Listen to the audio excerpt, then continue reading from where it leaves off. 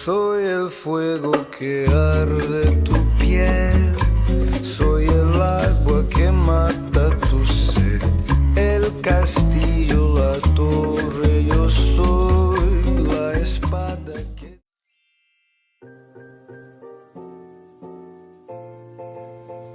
Jadi UMKM yang kami pilih adalah Alkek Sidoarjo yang bergerak di bidang usaha bisnis kuliner berupa industri rumahan yang memproduksi jajanan atau kue basah. Alamat dari Alkek Sidoarjo adalah di Kauman 1 nomor 233 Sidoarjo dengan sosial media @alkek.sda untuk Instagram.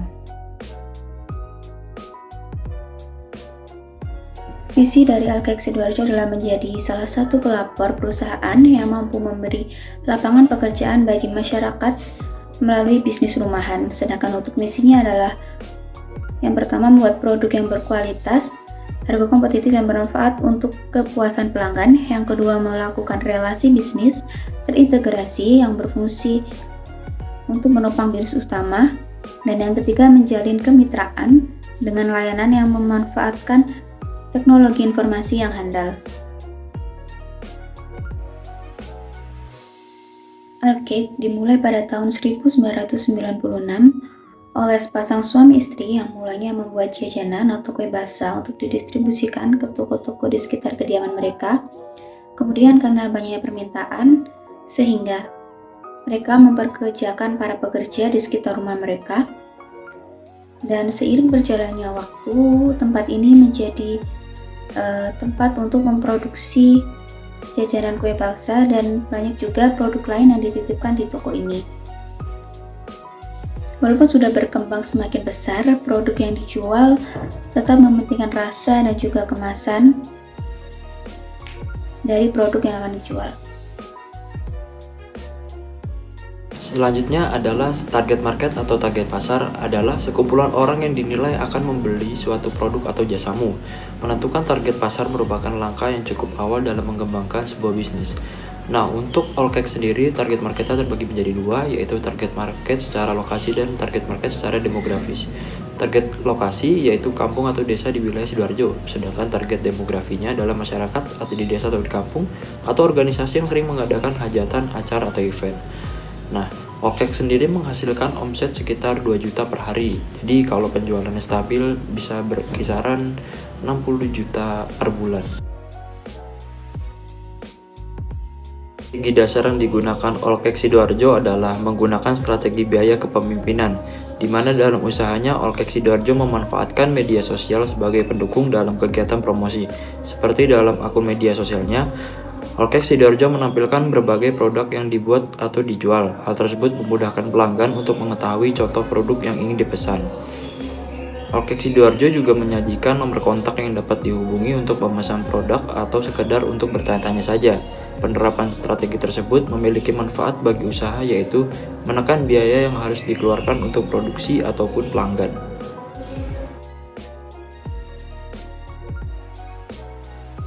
Analisis sistem yang ada pada Alkek Sidoarjo ini, proses pencatatan awalnya masih secara manual yang dicatat pada buku besar yang berisi pesanan, uang masuk, dan uang keluar. Lalu software yang digunakan pada Alkek Sidoarjo, mereka masih menggunakan software aplikasi yang sederhana, yaitu berupa Microsoft Office, atau lebih tepatnya menggunakan Microsoft Excel yang digunakan untuk mengelola uang masuk dan uang keluar. Lalu hardware atau perangkat keras yang mereka gunakan adalah mereka menggunakan laptop sebagai media untuk menginput data yang diperoleh. Selain itu, Alkek Sidoarjo juga menggunakan ponsel untuk mendukung kegiatan pemasaran atau data mengenai pesanan yang diperoleh. Untuk aplikasi untuk pemasaran, mereka memanfaatkan salah satu sosial media terbesar, yaitu Instagram, dengan username mereka @alkek.sda. Pada akunnya ditampilkan beberapa variasi jajanan kue basah yang dijual. Selain itu, ada juga beberapa desain yang dijadikan referensi untuk hantaran. Di dalamnya juga diberikan informasi mengenai kontak penjual yang dapat digunakan untuk memesan atau sekedar bertanya-tanya mengenai produk yang diinginkan. Alkek Sidoarjo juga masih menggunakan memo untuk mencatat pesanan konsumen mereka. Kelebihan dari sistem mereka ini adalah pertama untuk penjual, Itu promosi di media sosial adalah biaya promosi yang lebih rendah dan penyampaian informasi yang tidak terbatas. Sedangkan untuk pembeli, memberi manfaat berupa penerimaan informasi dapat secara mudah diperoleh dan mudahnya akses dengan penjual sendiri melalui pesan. Kekurangan sistemnya, Alkek Sidoarjo ini masih menggunakan teknik manual dalam mencatat pemasukan atau pengeluarannya. Penggunaan Excel hanya digunakan untuk merekap data secara bulanan. Hal tersebut memiliki dampak kurang baik terhadap usaha seperti lambatnya informasi yang diterima dikarenakan proses penginputan data masih satu persatu. Dan itu bisa juga adanya kesalahan pencatatan awal yang dapat menyebabkan kesalahan penginputan data pada Excel dan menyebabkan hasil rekap tidak sesuai. Kemudian ada analisis SWOT. Yang pertama ada kekuatan.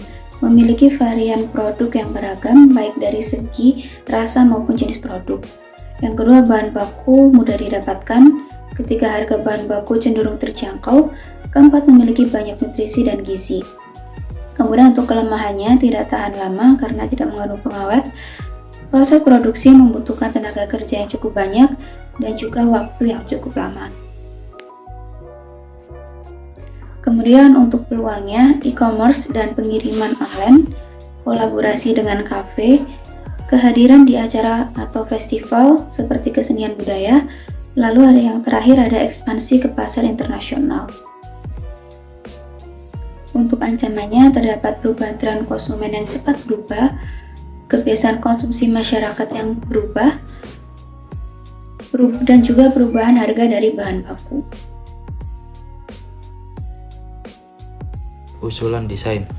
Yang pertama, manajemen inventaris. Usulan desain memungkinkan pengelolaan persediaan yang efisien, termasuk pemantauan stok, pemesanan otomatis, dan peringatan saat stok mencapai batas minimum. Lalu yang kedua ada pemesanan dan penjualan. Desain fitur untuk pelanggan melakukan pemesanan online, melihat menu dan harga, serta memilih tanggal dan waktu pengiriman atau pengambilan. Memiliki sistem notifikasi otomatis untuk memberitahu pelanggan tentang status pesanan mereka. Lalu yang ketiga ada manajemen pelanggan. Desain fitur untuk melacak atau memperbarui informasi kontak pelanggan serta saat mengirimkan promosi atau penawaran khusus melalui email atau pesan teks. Yang keempat, manajemen karyawan. Desain fitur untuk mengatur gaji, cuti, dan izin karyawan serta memantau jam kerja dan efisiensi. Yang terakhir ada pembayaran dan pelacakan keuangan. Desain fitur pelacakan keuangan yang memungkinkan pemilik toko untuk memantau pemasukan, pengeluaran, dan keuntungan.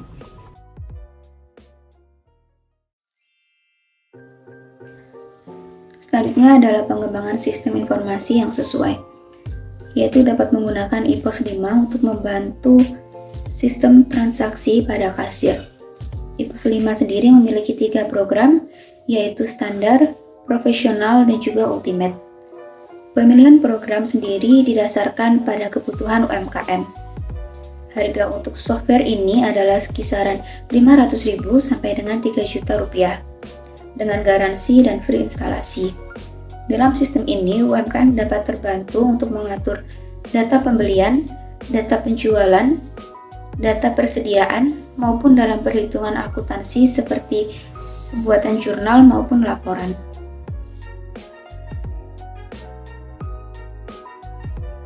Etika bisnis. Pertama ada kepatuhan hukum. Memastikan kepatuhan terhadap peraturan dan hukum yang berlaku dalam bisnis, termasuk peraturan terkait keamanan makanan, hak cipta, dan perlindungan konsumen.